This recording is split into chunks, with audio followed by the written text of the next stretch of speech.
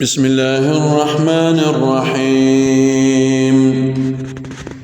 ولمن خاف مقام ربه جنتان فبأي آلاء ربكما تكذبان ذواتا أفنان فبأي آلاء ربكما تكذبان فيهما عينان تجريان فبأي آلاء ربكما تكذبان فيهما من كل فاكهة زوجان فبأي آلاء ربكما تكذبان متكئين على فرش بطائنها من استبرق وجنى الجنتين دان فبأي آلاء ربكما تكذبان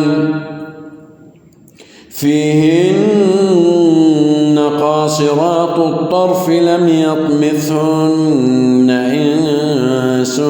قبلهم ولا جان فبأي آلاء ربكما تكذبان كأنهن الياقوت والمرجان فبأي آلاء ربكما تكذبان هل جزاء الإحسان إلا الإحسان فبأي آلاء ربكما تكذبان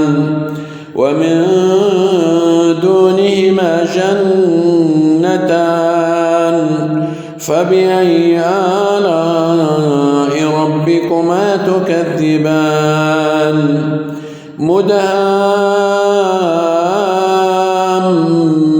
مدهامتان فبأي آلاء ربكما تكذبان فيهما عينان نضاختان فبأي آلاء ربكما تكذبان فيهما فاكهة ونخل ورمان فبأي آلاء ربكما تكذبان فيهن خيرات حسان فبأي آلاء